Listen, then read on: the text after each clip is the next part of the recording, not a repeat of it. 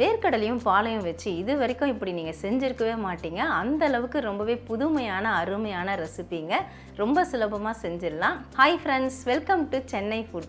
இந்த ரெசிபியை நான் எப்படி செய்கிறேன் நீங்களே பாருங்கள். வாங்க, ஒரு பாத்திரம் எடுத்துக்கோங்க. நான் 1/2 லிட்டர் பால் இதில் சேர்த்துக்கிறேன். இதில் சுத்தமாக நம்ம தண்ணி சேர்க்க வேண்டாம். பால் நல்லா திக்காக தான் இருக்கணும். நான் பார்த்தீங்கன்னா ஆவின் கவர் தான் வாங்கியிருக்கேன், ஆரஞ்சு கவர். இது நல்லாயிருக்கும், அதனால் இதை யூஸ் பண்ணிக்கலாம். இப்போ நம்ம ஸ்டவ் ஆன் பண்ணிக்கலாம். பால் நல்லா பொங்கி வரணும். பால் இப்போ நல்லா பொங்கி வந்துட்டு கொதிக்க ஆரம்பிச்சிருச்சுங்க. பாருங்கள், நல்லா ஆடை கட்டியிருக்கு. அது எல்லாத்தையுமே அதில் எடுத்து விட்டுக்கோங்க.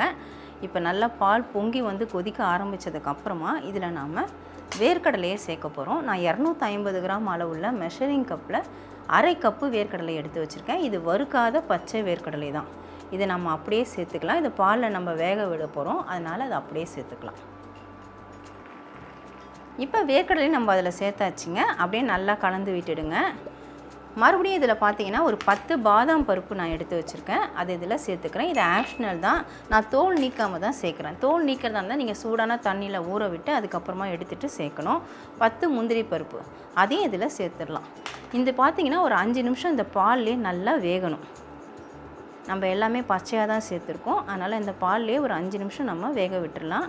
நல்லா கொதித்து நல்லா வெந்து வரும். நாம் சேர்த்த பாதாம், முந்திரி, வேர்க்கடலை எல்லாமே சேர்த்து பாலில் ஒரு 5 நிமிஷமாக கொதிச்சிட்ருக்குதுங்க. பால் இப்போ இன்னும் நல்லா சுண்டி வந்துருச்சு.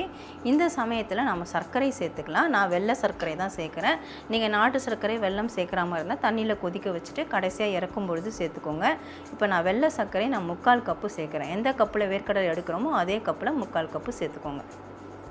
கூடவே பார்த்தீங்கன்னா கொஞ்சமாக குங்குமப்பூ சேர்க்குறேன். 1/2 பிஞ்சு தான் இருக்கும், அதை நான் இதில் சேர்த்துறேன். இப்போ நல்லா கலந்து விட்டுக்கலாம். சர்க்கரை நல்லா கரைஞ்சிட்டு கொதிக்கணும். சர்க்கரை இப்போ நல்லா கரைஞ்சிருச்சுங்க. நல்லா கரைஞ்சி கொதிச்சிட்ருக்கு. இதில் பார்த்தீங்கன்னா நான் பைனாப்பிள் எசன்ஸ் சேர்க்குறேன். ஒரு 1/4 டீஸ்பூன் அளவுக்கு சேர்த்துக்கலாம். அப்படி எசன்ஸ் இல்லைனா ஒன்றும் பிரச்சனை இல்லை. ஏலக்காயை ஒரு 2-3 அப்படியே சேர்த்து வேக விட்டுடுங்க. எசன்ஸ் சேர்த்துட்டு நல்லா கலந்து விட்டுடலாம். நம்ம தண்ணி சேர்க்காம தான் பால் சேர்த்துருந்தோம். நல்லா திக்காயிட்டு வருது பாருங்கள். நம்ம வேறு எதுவுமே இது கூட சேர்க்க போகிறது கிடையாது. இப்போ இந்த பாலை இறக்கி வச்சு நல்லா சூடு ஆற விட்டுறணும். பால் இப்போ நல்லா சூடு ஆறிடுச்சுங்க. நல்லா திக்காகவும் இருக்குது பாருங்கள். இப்போ நம்ம இதை அரைக்க போகிறோம். நான் ஜாருக்கு மாற்றிக்கிறேன். நான் ஜூஸர் ஜாருக்கு மாற்றிருக்கேங்க. எவ்வளோ நைஸாக அரைக்க முடியுமோ அந்த அளவுக்கு அரைச்சிக்கலாம். அரைச்சதுக்கப்புறம் பாருங்கள், இன்னும் நல்லா திக்காக க்ரீமியாக இருக்குது. நம்ம சேர்த்த அந்த பருப்புகள்லாம் பார்த்திங்கன்னா லைட்டாக கொரகொரப்பாக இருக்கும். இது ரொம்பவே நல்லாயிருக்கும். இந்த மாதிரி இருக்கிறது சாப்பிடும்பொழுது அவ்வளோ டேஸ்ட்டாக இருக்கும். இப்போ இதை நம்ம டம்ளருக்கு இல்லைனா கப்புக்கு அந்த மாதிரி மாற்றி விட்டுக்கலாம்.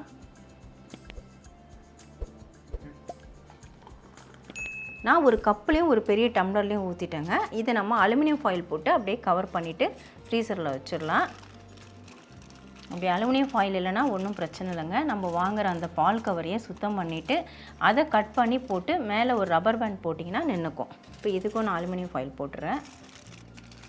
நீங்கள் நைட்டில் செய்கிறீங்கன்னா ஓவர் நைட் வச்சுருங்க. டேயில் செய்கிறீங்கன்னா 8 மணி நேரம் வச்சுருங்க. 8 மணி நேரத்துக்கு அப்புறம் பார்க்கலாம். 8 மணி நேரம் நான் ஃப்ரீசரில் வச்சு எடுத்துட்டேங்க. இப்போ நல்லாவே செட் ஆகிடுச்சு. வெளியே எடுத்துகிட்டு ஒரு 5 நிமிஷம் விட்டுட்டு அதுக்கப்புறமா நம்ம எடுத்தோம்னா எடுக்கிறதுக்கு ஈஸியாக இருக்கும். இந்த அலுமினியம் ஃபாயிலை வெளியே எடுத்துடலாம். பாருங்கள், சூப்பராக செட் ஆகிருக்குது. இப்போ இதை எடுக்கிறதுக்கு பார்த்தீங்கன்னா நான் கத்தியை உள்ளே சொருவிட்டு தான் எடுக்க போகிறேன். அப்படியே நேராக நம்ம கத்தியை உள்ளே சொருவிடலாம். அப்படியே சுழட்டி விட்டோம்னா லூஸ் கொடுக்கும். வெளியே எடுத்துடலாம். பாருங்கள், சுற்றுது. இப்போ பாருங்கள், நல்லா ஈஸியாக அப்படியே சுழண்டு வருது. நம்ம அப்படியே வெளியே இழுத்துடலாம். சூப்பராக செட் ஆகிருக்கு பாருங்கள். இப்போ இதில் இருக்கிற கத்தியை நான் வெளியே எடுத்துடுறேன். இப்போ அதை நம்ம அப்படியே கட் பண்ணி விட்டு தான் சாப்பிட போகிறோம்.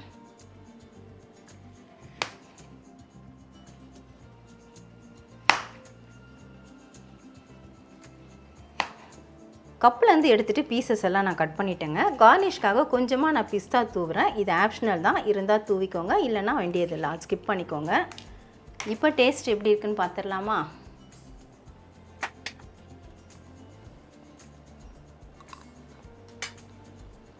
ரொம்பவே சூப்பராக இருக்குதுங்க. நம்ம வேர்க்கடலையை பயன்படுத்தி தான் இந்த ஐஸ்கிரீமை ரெடி பண்ணோம். கூடவே பார்த்தீங்கன்னா பாதாம், பிஸ்தா இதெல்லாம் நம்ம பயன்படுத்தியிருக்கோம். பிஸ்தா பார்த்தீங்கன்னா நான் கார்னிஷ்க்கு யூஸ் பண்ணேன்.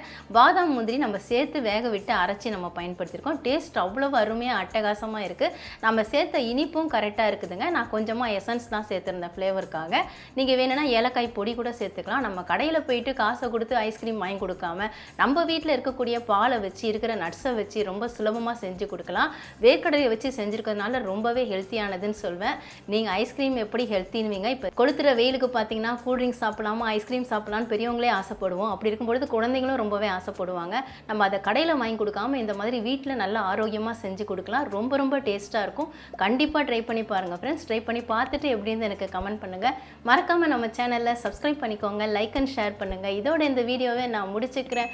மறுபடியும் இன்னொரு வீடியோவில் உங்களை சந்திக்கிறேன். By guys. Bye bye.